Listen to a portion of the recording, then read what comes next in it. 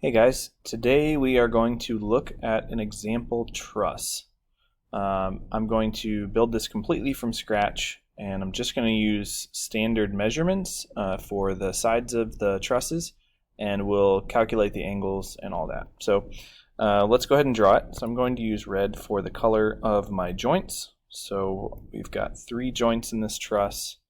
We're going to have a span from joint A here to the center of the truss, and that's going to be 6 feet. 1, 2, 3, 4, 5, 6. And I'm just putting a dot there for placement for now. So we've got a 12-foot total span here between these 2 joints. I'm going to call this joint C. And then I've got a 5-foot jump to joint B.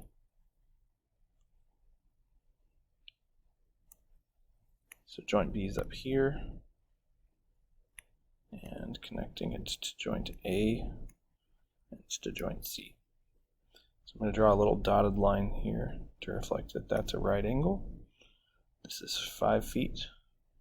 This is 12 feet. Okay.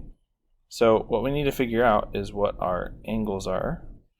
Our angle at A is going to be the same as the angle at C because the lengths are the same, but we need to figure out what those are.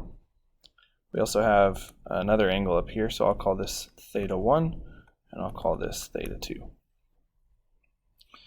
Okay, so I'm going to redraw this little triangle here. So this has a side length of 6, this has a side length of 5. Here's our theta. I'm going to calculate theta 1, and then we'll just subtract from 90 to get theta 2. Alright, so remember that we have this thing called SOHCAHTOA. SOHCAHTOA. This stands for sine, this stands for cosine, this stands for tangent. So I want to know the angle, and I know the opposite side and the adjacent side, so that means that we're going to use tangent. So if I write out what TOA stands for, it stands for tangent of theta equals opposite over adjacent. So I'm looking for theta, that's my unknown, and if I'm solving for theta, then I need to get rid of tangent. To get rid of tangent, we're going to take the inverse tangent to remove it. So we're going to take the inverse tangent of both sides.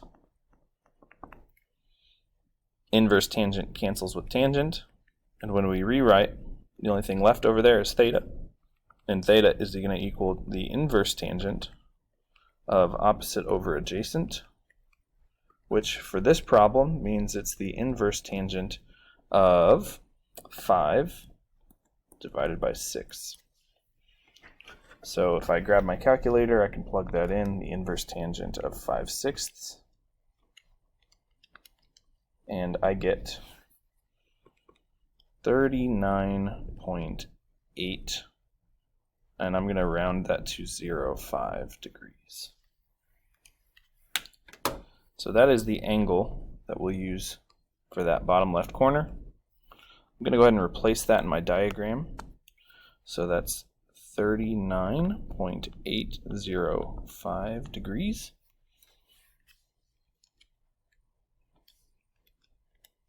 And I'm going to subtract that from 90 to get the other angle. So the angle up top, this theta 2 up here, is 50.195 degrees. And because this is a symmetrical triangle, these angles are the same, and these angles are both the same. Alright, so next step is to calculate static determinants. So to calculate static determinants, we use the equation 2j equals m plus r. J stands for joints, m stands for members, r stands for reactions. In this truss, we have a pin here at A and a roller over here at C. We have 3 joints, and we have 3 members. We have member AB, member AC, and member BC. Those are the members are the parts that connect our joints. The joints are the red dots. So we've got 3 joints, 3 members. We have also 3 reactions. We get 2 from this pin, and we get 1 from this roller. So 6 equals 6. So this truss is statically determinant. And remember, static determinants means that this truss is structurally valid. It doesn't mean that it's going to hold all the weight. It just means that for now, it can. Speaking of which, we're going to go ahead and apply a load to this truss. And we're going to do that at joint B. Let me clear this up just a little bit so we've got some workspace. Okay, so the load that we are applying is going to be at B. And the load that we're going to apply is going to be 250 pounds. All right, so our next step is to replace our pin and replace our roller with our reaction forces. And I'm going to use a green color for that. And we always assume that our reactions are in the positive directions until we determine otherwise. So I'm going to name this RAY. It's the reaction at joint A in the Y direction. I'm going to name this RAX. It's the reaction at A in the X direction. And I'm going to name this over here RCY, the reaction at C in the Y direction. Okay, so when we evaluate trusses, our first step is generally to calculate static determinants. The second step is to calculate the values of our reaction forces. So, what we need to think about are how we can use our 3 equilibrium equations, which I will write right here, how we can use these 3 equations to determine our 3 unknowns. So I've got my net force equations, the horizontal net force, which has to equal 0, our vertical net force, and our net torque, or sometimes you'll see it written as sum of the moments. Those are basically the same thing. It's close enough for now. I prefer to write net torque. So we need to figure out which equation we can use. If we look in the x direction, there's only one force, RAX. There are no other forces in the x direction. So that means that this force must equal 0. So what I'm going to do is I'm going to create a table over here, reactions. So we've got those all available. I'm going to write RAX, RAY, and RCY. RAX is 0. And it's 0 because there's only one force in that direction. If I were to add them all together, there's only one there. So if the sum of all of the forces has to equal 0, then it's got to be 0. Okay, so if we look at the y direction, we have 3 forces. We have our load, 250 pounds. We have RAY, and we have RCY. I know what the load is, it's 250 pounds. I don't know what these 2 reaction forces are. We cannot evaluate an equation if we have 2 unknowns. So that means that using the net force y equation is not the best place to start. We need to find somewhere else to start. So we're going to use net torque instead. So when we use the net torque equation, the first thing we need to do is determine where the location of our pivot is. And just like we mentioned in class, we will almost always put the pivot at the location of our pin. We can imagine that the whole thing will rotate around the pin. So what we'll need to do now is figure out the direction of the other forces. We have this 250-pound force up here that's being applied. If we think about the distance to the pivot from that force, we're actually going to use the vertical distance. The vertical distance to that point is 5 feet. We have another force over here, RCY, which is applied 12 feet away from joint A, but we don't know the value of RCY.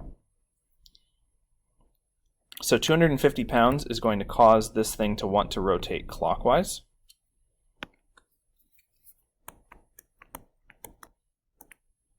And RCY is going to want to cause it to go the other direction, which is counterclockwise. So I'm going to set my clockwise torques equal to my counterclockwise torques, because if we take them and we add them together, they have to total 0. So clockwise torque, we have that 250-pound force that's applied at a 5-foot distance. So 250 pounds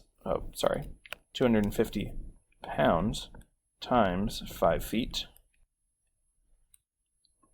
And that's equal to my counterclockwise torques, which is RCY, times that distance of 12 feet. And that's the only thing that's going to be contributing. Just those two forces. They're the only two forces that are applied at a distance from the pivot.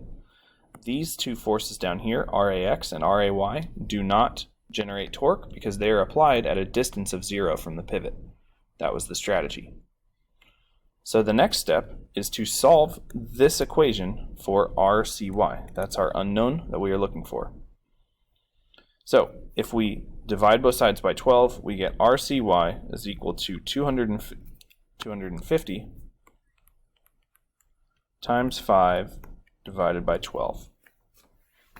So 250 times 5, then I'm going to divide that by 12, and I get that RCY is positive 104.16, which I will round to 104.2 pounds.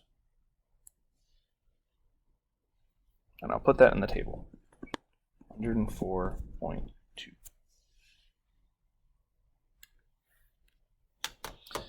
It's positive, so that means that RCY is in fact pointed up. So we don't have to change the direction. If we had gotten a negative number, then we would have to take this arrow and flip it around so that it would be pointed down instead. But we don't have to do that. So the last step is to determine the value of RAY. This is where we can use that net force Y equation. So in the Y direction, we have 3 forces. And when we add them up, they have to all equal 0. So looking at these forces, I have 250 pounds, that's negative because it's down. I have RAY, which is pointed up, and RCY, which is pointed up. So if I put these in here, I'm going to put RAY plus RCY. They're both positive because they're pointed up, minus 250. And whatever we get for this has to equal 0. So with this equation, there's our unknown. Let's solve for it. If I rearrange here, when I move 250 over to the other side, it becomes positive. When we move our CY over to the other side, it becomes negative. So RAY equals 250 minus RCY. By the way, we know what RCY is, so 250 minus 104.2.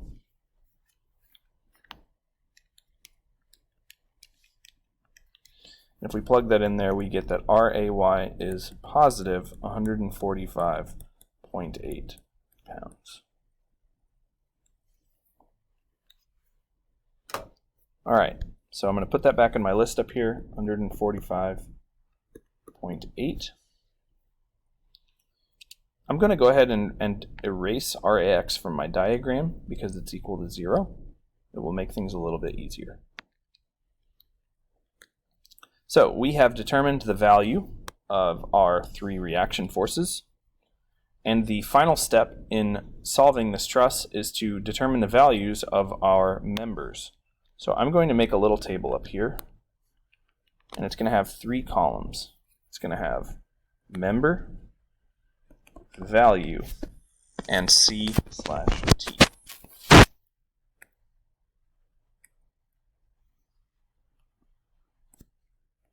This is where I'm going to record the names of the members, the strength of the member, as well as whether the member is under compression or tension.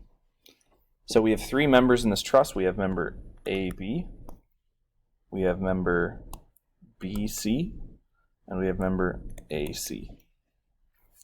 In order to determine the number and whether it's compressed or under tension, we need to do the math.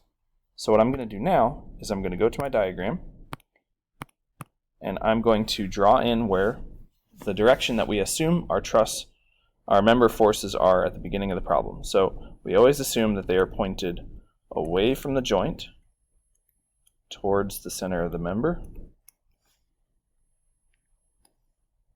because we always assume that our member is under tension.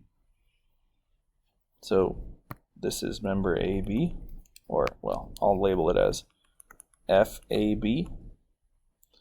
This is FAC, and this is FBC.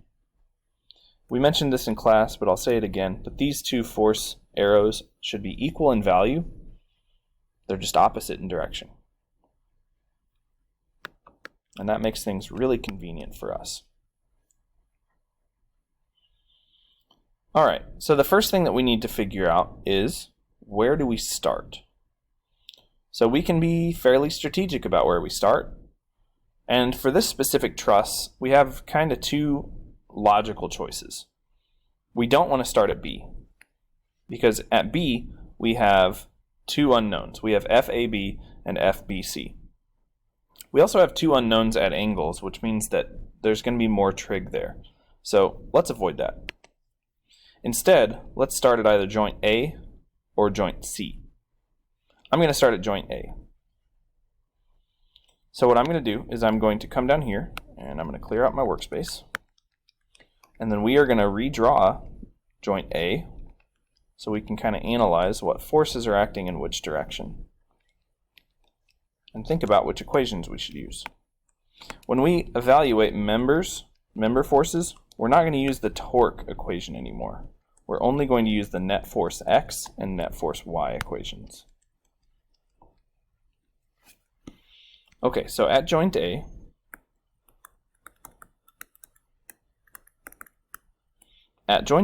we have 3 forces. So here's my dot for the joint. We have R, A, Y pointed vertically up. We have F, A, C pointed to the right. And we have FAB pointed up and to the right at that 39.805 degree angle. So like I mentioned, we're going to be using either our net force X equation, where we take all of our horizontal forces and add them together, or we can use our net force Y equation. We want to use one. We're going to have to use both because we have 2 unknowns. We can't start with net force X. We can't because in the X direction we have 2 forces. FAB is a 2-dimensional force. It's up and to the right. So no matter how we slice it, when we plug into the X equation, it's going to be there.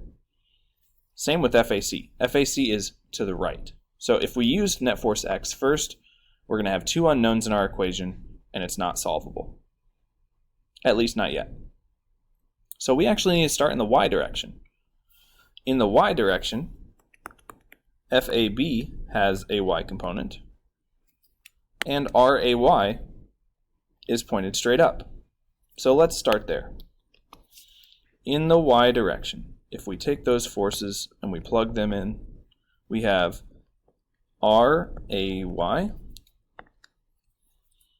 which is pointed up, so it's positive, plus the y component of FAB.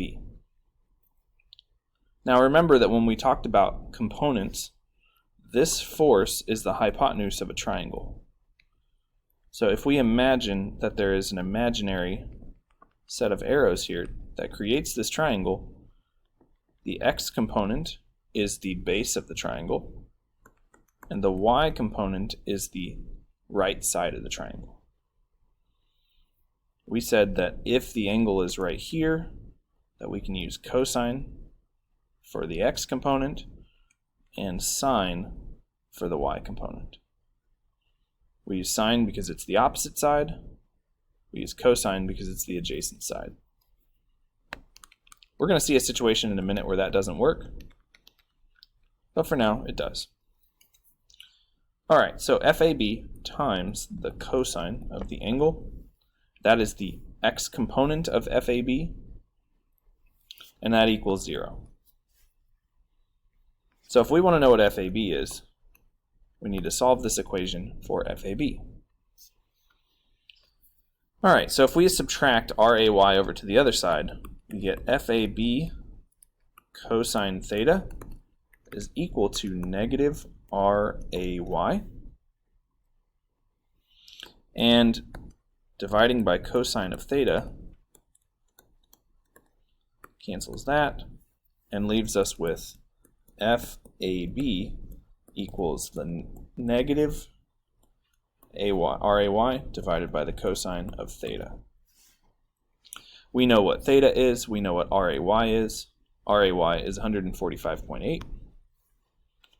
So 145.8 divided by the cosine of 39.805 gives me a value of FAB equals negative 189.78. So I'm going to round that to 8.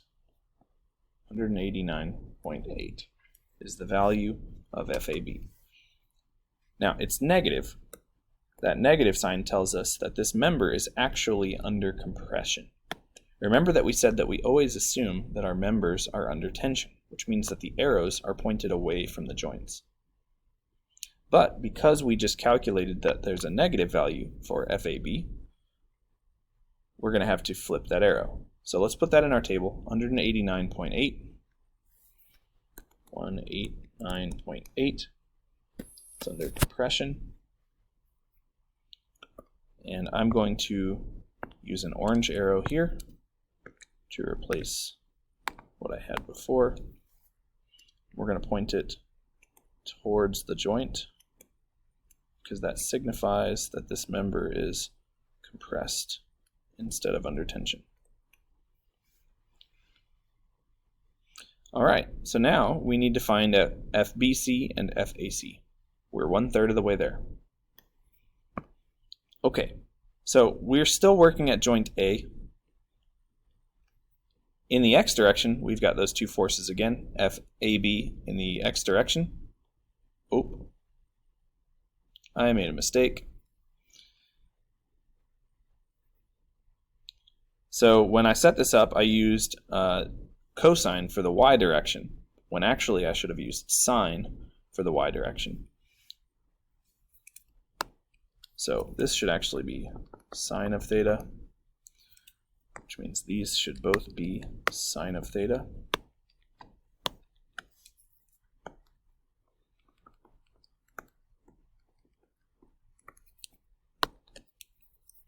Sine of theta. Sine goes with the vertical, cosine goes with the x. I'm going to use cosine again in a second to find FAC. So let's check that again. So RAY was 145.8. We're dividing that by the sine of 39.805. So that's actually 227.7. Still negative. 227.7. And that's exactly why we need to be really careful with these. It's always a good idea to check your work. And to drink some coffee. Okay. Sorry about that. So anyway, we're using sine because we're looking for the y component of our, FAB.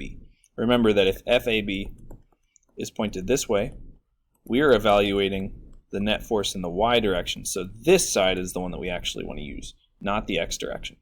So that's why I had to replace my cosine with sine. Okay. Now we can go back and evaluate in the x direction to find the other force. So in the x direction, we have two forces. We have FAC and we have FAB. Now notice that when we redrew this as a compression force, the x component is now actually pointed to the left. Here's our imaginary triangle again. This is the x component. Here's the y component. So now y is pointed down, x is pointed to the left. So in the x direction, left is negative. So we've got FAC to the right and FAB to the left. So FAC, which is just pointed horizontally, so we don't need to do any sine or cosine with that, minus FAB times the cosine of the angle. Again, we're using cosine here because we're looking at the x direction. And that has to equal 0. So FAC, if we solve for FAC, we get FAC is equal to FAB times the cosine of theta. So FAB is 227.7. Now multiply it by the cosine of our angle, which is 39.805. And I get 174.9 pounds. And it's positive 174.9. So I'm going to put that in my table up here.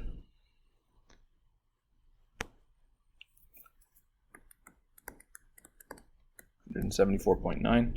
I got it to be a positive number, which means it's under tension. So to denote tension in our diagram, I'm just going to use a blue marker here, and I'm just going to replace my red arrow with a blue one, and it's going to still point away from the joint. Now I like going over it with red for the member forces initially, because then it allows me to see what I still need to do.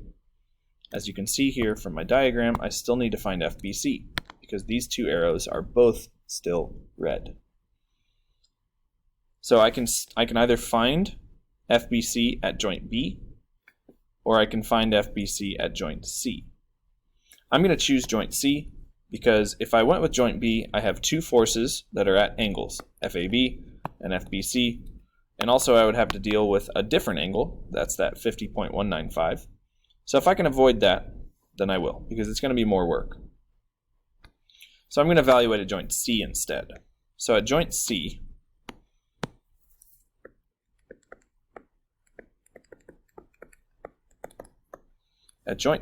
we have we've got that reaction force RCY, which is pointed up. We've got the force that we just calculated, FAB, and that's perfectly horizontal to the left. And then we've got FBC, which is applied at that same angle that we've used up until this point, which is 39.805. I'll just write theta because I'm running out of space there. So I've got two choices on how I can solve this. It doesn't really matter which direction I go. I can use the x direction and use FAB, or I can use the y direction and use RCY. I'm going to choose the y direction because we already know what the reaction is. Well, we know what FAB is too, but it doesn't really matter. I'm just going to choose Y. So in the Y direction, we have two forces. You can see they're both pointed up. So we're assuming that they're both positive. So RCY plus FBC times the sine of the angle. Again, we're using times the sine of theta here because FBC is actually a two-dimensional force. It's applied horizontally and vertically. I'm using the Y component, so that's going to be sine. Okay, so if I subtract RCY over to the other side, I get that FBC sine theta is equal to negative RCY. And then if I divide by sine on both sides, I get FBC is equal to negative the reaction at C in the Y direction divided by the sine of the angle. So if I take all that and I plug it in, RCY is 104.2. If I divide that by the sine of the angle, which the angle is 39.805,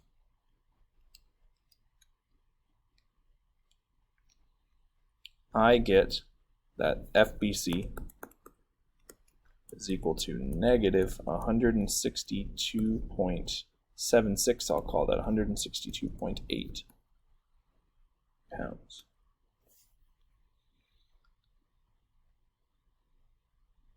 So now I'm going to take that back up to my list.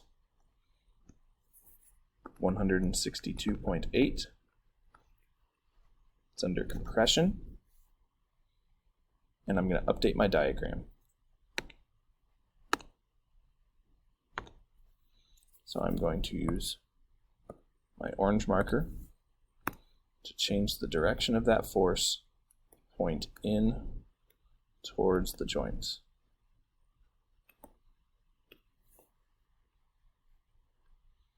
So in this truss, our bottom member is under tension, and our top two members are under compression. And we have successfully finished this truss. We have calculated the reactions, we've calculated the members. This is just an example to help you guys as we continue to work on these. If something that I did was confusing today, other than my massive oopsies, which I fixed as we were working on joint A there, please let me know. I'm happy to help. I'll see you guys in class.